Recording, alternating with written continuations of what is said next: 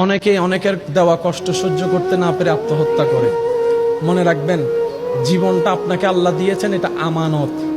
আপনার শরীরে যা কিছু আছে সব আল্লাহর দেওয়া আমানত। আপনি আমি কেউ মালিক নই। সুবহানাল্লাহ বলেন না। মোবাইলের মালিক আমি, চাইলে ভেঙে ফেলতে পারবো, কিন্তু হাতের মালিক আপনি আমি নন। সেজন্য কেউ হাত কাটলে কবিরা গুনাহ, শরীরকে আঘাত দিলে কবিরা গুনাহ।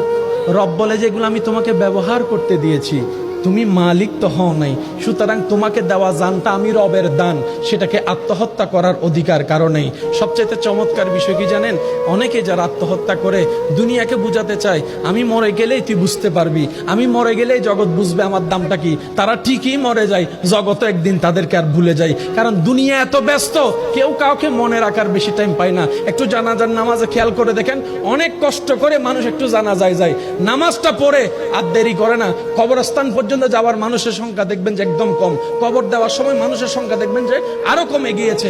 মানুষের ব্যস্ততা এমন, আজকে যেরকম আপনার আমার অন্য কারোর জন্য টাইম নাই, একদিন ওদের হবে আমাদের জন্য কারো টাইম থাকবে না। সেজন্য মনে রাখবেন, পৃথিবীর যতই আপন হোক, যতই কাছের হোক, যতই রক্তের হোক, যতই ভালোবাসার হোক, কেউ কারো আপন না, কেউ কারো আপন না। দিন শেষে বাস্তবতা মেনে নেওয়াটাই বুদ্ধিমানের কাজ। কথা বলেন ঠিক কিনা?